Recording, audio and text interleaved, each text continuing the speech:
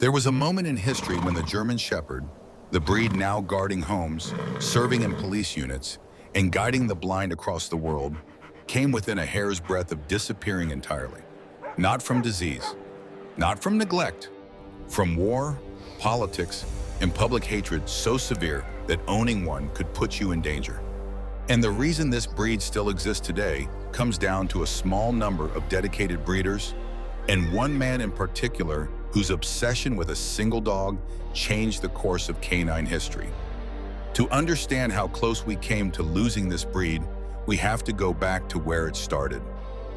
In the late 1800s, Germany had dozens of regional herding dogs, each shaped by local terrain and farming needs. They looked different, worked differently, and had no unified standard.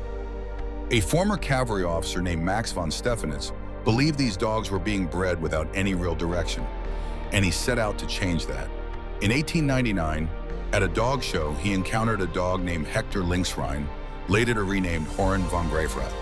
Von Stephanitz was so struck by the dog's structure, temperament, and working ability that he purchased him on the spot and founded the Verein für Deutsche Schäferhunde, the breed club that would define the German Shepherd going forward.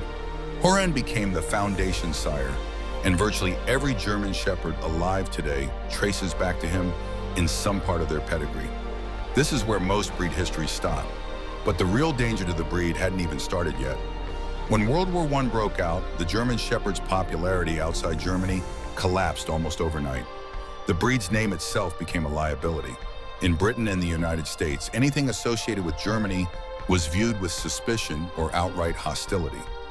American and British kennel clubs quietly rebranded the breed to distance it from its origins, calling it the Alsatian wolf dog in the UK, a name tied to the Alsace region rather than Germany. In the US, some began using the name shepherd dog, dropping German entirely. This wasn't a cosmetic change. Registrations dropped. Breeding programs outside Germany scaled back dramatically. Some historical accounts describe owners abandoning or even destroying their dogs simply because of the name on the paperwork, though exact numbers from this period are difficult to verify with certainty. Inside Germany, the situation was arguably worse. The war devastated breeding kennels.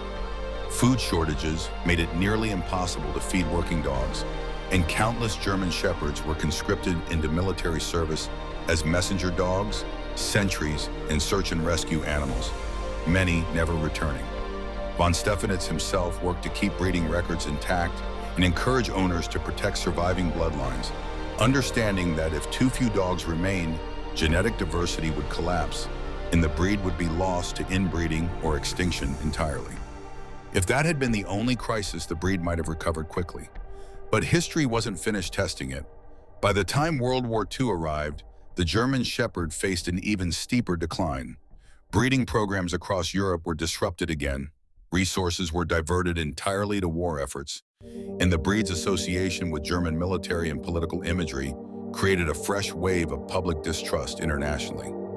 In several countries, German Shepherds were viewed less as loyal working dogs and more as symbols of a regime, an unfair association that had nothing to do with the animals themselves, but one that still damaged the breed's reputation for years afterward. What ultimately saved the breed wasn't luck. It was a small, determined network of breeders who refused to let those bloodlines disappear.